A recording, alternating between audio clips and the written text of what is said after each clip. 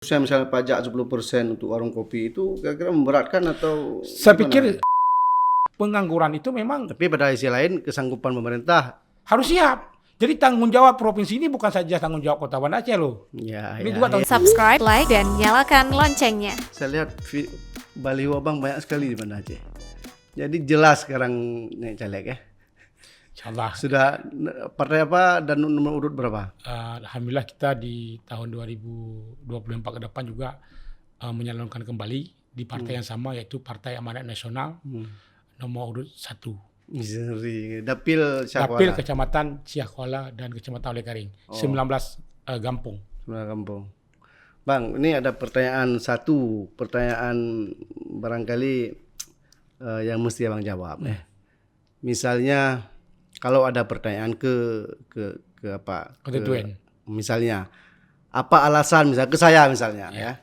Apa alasan saya yang membuat saya harus memilih Kembali. Pak Musriyadi Aswad? Apa alasannya?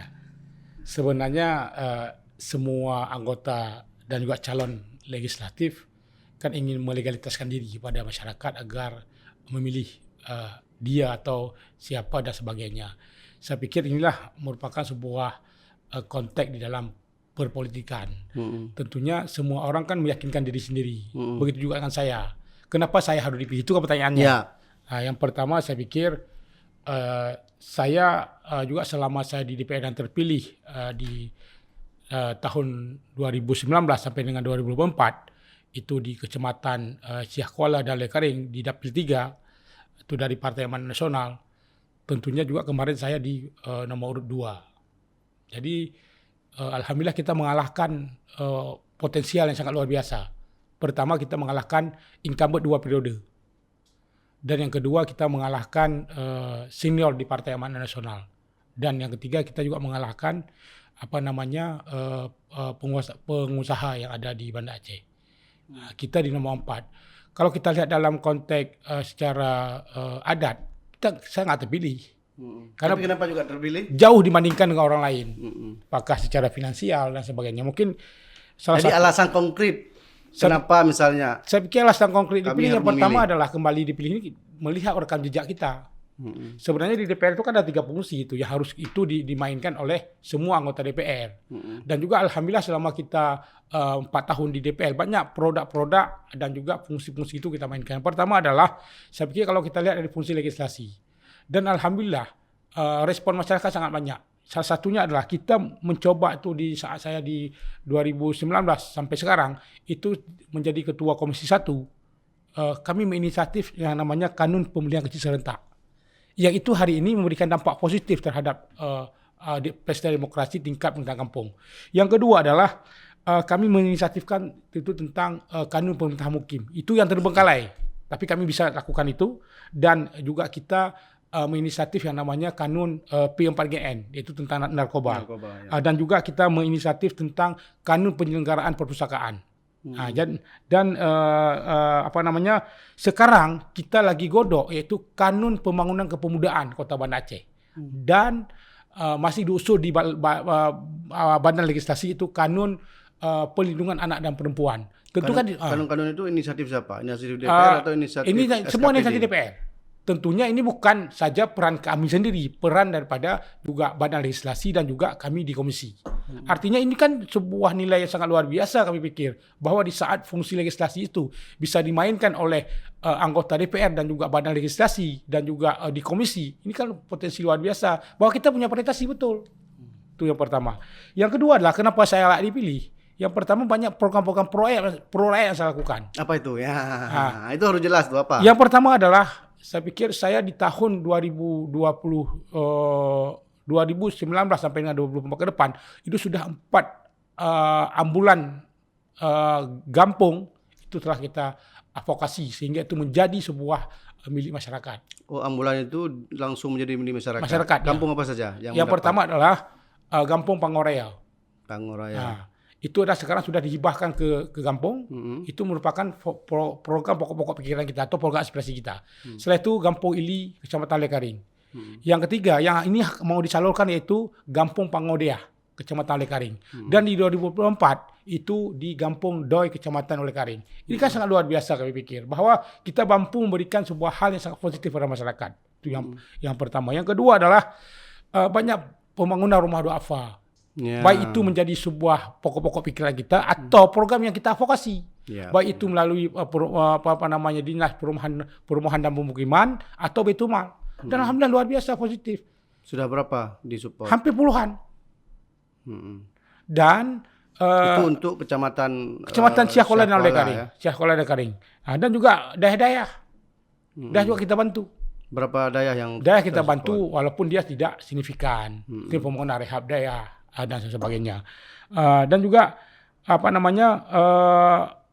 bantuan seragam anak sekolah, anak kurang mampu. Itu kita lakukan juga di awal tahun. Setiap tahun ajaran itu kita rencanakan. Dan alhamdulillah kemarin terrealisasi hampir 300 anak kurang mampu kita berikan bantuan seragam sekolah. Dan selanjutnya adalah pembangunan masjid. Masjid. Masjid juga kita support. Dan alhamdulillah ada beberapa dalam pembangunan.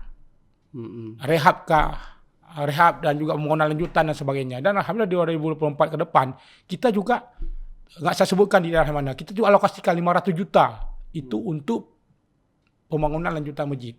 Berarti itu beberapa alasan yang membuat kami harus memilih Pak Musriyadi. Saya pikir tidak itu saja. Itu kan program. Itu kan kita kan cuma jembatan. Ya kan di saat kita menjadi legislasi kita akan menjadi jembatannya masyarakat. Artinya juga akan dilihat rekam jejak kita di legislatif. Dan mungkin semua juga saudara-saudaraku atau kawan-kawan bisa dilihat rekam jejak saya. Di Google juga bro. Ketik Musriyadi di PRK Kota Banda Aceh langsung keluar. Apakah itu bentuknya adalah fungsi kita sebagai fungsi legislasi, fungsi anggaran dan juga fungsi pengawasan. Itu kita lakukan. Sehingga saya yakin bahwa kalau itu tidak kita lakukan, jangan pilih saya. Mantap. Oke, ini walaupun personal ya, artinya kalau selama hampir 5 tahun menjadi anggota DPRK Kota Banda Aceh, kalau Pak Mus memberi nilai untuk diri sendiri, itu berapa angkanya? Supaya kami ini yakin untuk memilih Pak Mus misalnya. Sebenarnya kalau itu kan penilaian kan sangat subjektif saya pikir kan. Artinya bahwa saya memang di awal saya sampaikan bahwa di awal saya berikrar, berniat di hati bahwa ya Allah, kalau saya itu bermanfaat bagi masyarakat, ridhakan agar saya bisa terpilih. Alhamdulillah kan Allah meridhakan kan.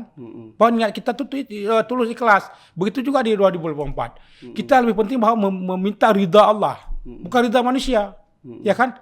Lebih penting ridha Allah baru ridha manusia. Jadi kalau Allah sudah meridai tentang perjuangan kita ini, niat itikad baik kita, saya pikir persentase nilai itu kan bukan saya yang berikan, masyarakat yang berikan. Betul. Baik, Pak Mus kan secara kapasitas kan sudah luar biasa, artinya sejenjang pendidikan juga sudah sampai doktoral, kemudian kontribusi sosial masyarakatan juga luar biasa, dan aktif di lembaga organisasi dan kemasyarakatan juga tinggi sekali kan. Nah, pada sisi yang lain, sekarang khususnya Kota Banda Aceh kan ada banyak persoalan-persoalan lain secara general Kota Banda Aceh.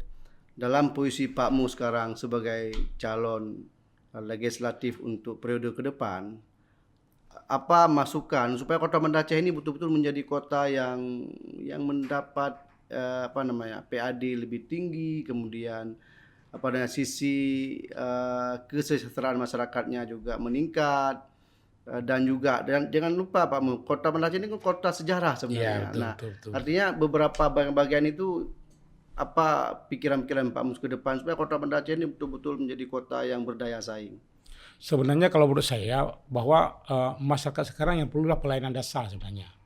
Yang pertama adalah tentang ekonomi, yang kedua tentang pendidikan, setelah itu tentang air bersih, setelah itu tentang penegakan syariat. Saya pikir kalau kebutuhan dasar itu terpenuhi, saya pikir Banda Aceh ini akan menjadi sebuah barometer. Tapi kita berharap bahwa ini kan lagi kita dengan berbagai musibah yang kita alami. Kita mengalami COVID-19 kemarin yang sangat luar biasa tantangannya. Ini akan menjadi sebuah kendala besar pemerintah Kota Banda Aceh, dan dihadapkan lagi dengan utang Kota Banda Aceh yang dulunya sekarang alhamdulillah sudah mulai membaik, dan kita melihat bahwa kita menyarankan agar pemerintah siapa saja wali kota agar kebutuhan dasar itu penting. Karena itu kan menjawab terhadap kebutuhan masyarakat. Karena kita akui hari ini bahwa rotasi uang di Banda Aceh itu berputaran dengan dua sumber. Sumber APBK dan sumber APBA. Jadi kalau sumber dari pengusaha nggak ada. Itulah kalau menurut saya bahwa Bisnis. ini bagaimana kemampuan tadi itu saya sampaikan. Bahwa kan pajak, distribusi dan sebagainya itu kan dia kan masuk dalam ranahnya APBK saya pikirkan. Jadi bagaimana hari ini adalah kepedulian inovatif yang dilakukan oleh pemerintah Kota Banda Aceh untuk menggali potensi itu pendapatan daerah. Karena kalau pendapatan daerah itu ada, maka ini akan memberikan dampak positif pada masyarakat. Begitu juga dengan ZIS, zakat infak sedekah. Jadi salah satunya kan tujuan ZIS itu kan untuk mengurangi angka kemiskinan sebenarnya. Kan itu jelas dalam agama kami pikir. Tapi kalau dua ini dicoba kelola dengan bagus, dengan regulasi dibuat secara maksimal, tidak menjerat masyarakat, kan? Dan juga itu mampu digali, saya pikir masyarakat ini akan menuju ke masyarakat sejahtera. Contoh saya sampaikan seperti misalnya BIS. Makin banyak orang membayar zakat, maka makin banyak terbangunnya rumah duafa di Kota Banda Aceh. Makin banyak sektor ekonomi duafa yang diberikan dengan uang ZIS. Makin banyak program-program pendidikan yang dilakukan oleh Baitul Mal itu berdampak positif pada masyarakat. Kalau seandainya ini digali dengan bagus potensi pendapatan daerah ini sendiri. Dari uraian Pak Mus tadi, kira-kira sejauh mana peran Pak Mus misalnya pada periode sekarang dan periode ke depan jika terpilih? Sebenarnya di priorisasi kami ini memang itu sudah berjalan, tapi kurang maksimal karena dengan kendala tadi COVID-19 dan sebagainya. Tapi hari ini pemerintah kota kita sudah men-start kembali dengan melahirkan regulasi, ya kan, dengan mencoba memformat kembali proses penggalian daripada zakat ini sendiri dan juga pendapatan asli daerah. Saya pikir ini ke depan 2024 2025 sudah mulai menjadi sebuah hal yang positif yang dirasakan oleh masyarakat. Karena ini sudah punya fondasi besar. Karena artinya bahwa bicara tentang regulasi itu kan kita ada regulasi yang sifatnya vertikal, ada regulasi yang sifatnya muatan lokal, dan yang itu harus dipahami. Nah, sehingga Sehingga setiap pendapatan daerah ini tidak menzalimi masyarakat, kan? Sehingga juga pendapatan ini memberikan dampak positif pada masyarakat, sehingga masyarakat ini akan menerima sebuah manfaat terhadap apa yang menjadi sebuah kehadiran pemerintah di situ. Dan kita hari ini kita lihat dengan potensi Banda Aceh hari ini kan banyak sekali orang berinvestasi ke Banda Aceh. Ya, apapun, contoh misalnya dunia usaha, warung kopi dan sebagainya. Potensi ini kami pikir ini harus menjadi sebuah hal target pemerintah untuk menargetkan pendapatan asli daerah dengan banyak wisatawan dan sebagainya, hotel dan sebagainya. Tapi Pak Mus, pada isi lain khususnya misalnya pajak 10% untuk warung kopi itu kira-kira memberatkan atau saya pikir nggak memberatkan itu. Nggak. Karena kenapa saya katakan memberatkan? Karena yang bayar itu bukan pemilik gede, kita konsumen yang diberikan, ya. Jadi wajar itu. Karena kalau misalnya kalau di tempat-tempat lain memang sudah menggunakan tapping block namanya. Jadi pas kita belanja 100.000, maka 10.000 itu masuk ke dalam pendapatan. Yang bayar itu kan cuma konsumen, ya kan? Pak Mus, kemudian tingkat kemiskinan Kota Banda Aceh itu makin hari makin turun atau enggak? Kita sebenarnya harus jelas dulu sebuah data yang itu secara ilmiah itu seperti apa data kemiskinan. Kalau data kemiskinan kan pedoman pemerintah kan BPS. Tapi saya pikir tidak bisa jadi pedoman juga karena kan standar BPS itu kan secara nasional. Makanya sama kita Papua dengan Aceh. Aceh juga kan ada. Jogja dan sebagainya kan. Jadi artinya itu harus ada kearifan lokal. Kearifan lokal dengan mencoba melihat variabel apa mau diukur. Indikator apa mau diambil. BPS itu kan dia hadir memang tugas regulasinya kan untuk itu. Memang kalau kita misalnya harus ada berbasis kearifan lokal, ya kita harus memunculkan indikator atau kuesioner sendiri. Enggak, pertanyaan kemiskinan di Banda Aceh. Kalau kita lihat orang miskin di Banda Aceh ini miskin rumah enggak ada lagi kita berlantai tanah, ya kan? Enggak, semua orang punya Honda, kereta dan sebagainya, ya kan? Jadi rumahnya juga seperti itu. Jadi artinya bahwa pemerintahnya harus merumuskan variabel apa mau diukur tingkat kemiskinan. Ya kan? Sehingga kenapa saya katakan harus ada variabel yang indikator mau diukur, maka pemerintah ini hadir dalam memberikan treatmentnya. Contoh dalam sektor apa, misalnya variabel apa yang menjadi kemiskinan kita, pekerjaan. Berarti itulah tantangan pemerintah.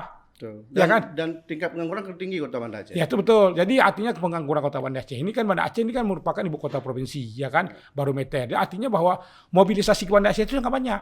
Betul. Penduduk Banda Aceh kalau nggak salah saya sekitar 165.000, ya kan? Itu yang di DPT loh menurut saya. Yang Ya, ada KTP. Seperti yang saya ini nggak ada KTP sini, ini jadi, sekarang ada KTP sini kan nggak ada.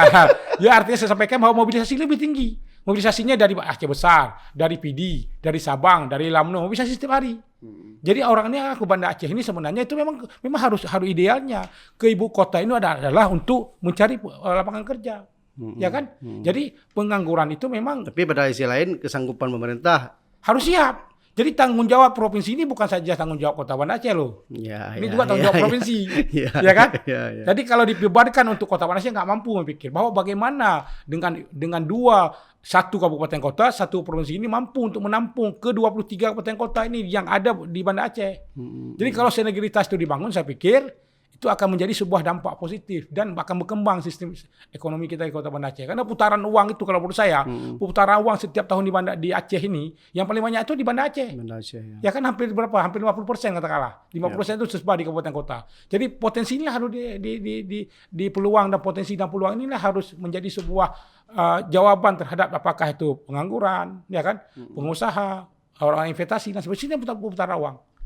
Oke, Pak Mus, mengkerucut ke dapil Pak Mus ini. Kalau misalnya ada nggak daftar kelemahan atau daftar masalah misalnya di dapil Pak Mus yang kemudian Pak Mus akan mengintervensi masalah itu? Sebenarnya banyak masalah di dapil saya. Karena dapil saya itu kan 2 kecamatan.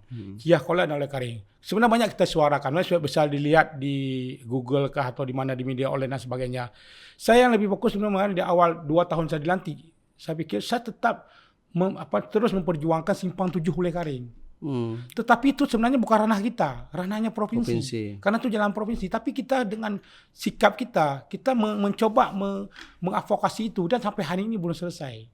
Jadi kita berharap bahwa ini harus dikelola bersama. Baik itu anggota DPR dapil 1, anggota DPRK memberikan semacam support dan sebagainya. Kalau dengan uang APBK nggak mungkin dibangun simpang 7 itu. Ya, itu yang pertama. Yang kedua adalah saya melihat bahwa sektor pendidikan juga di Banda Aceh, di kecamatan kami. Kita jangan bayangkan ada Unsiah di situ, ada UIN di situ dan sebagainya kan. Tapi ada sekolah mulai dari PAUD sampai dengan SMP yang menjadi tanggung jawab pemerintah Kota Banda Aceh itu harus dipikirkan. Apa yang masalah? Bukan masalah, tapi belum terpenuhi standarisasi itu.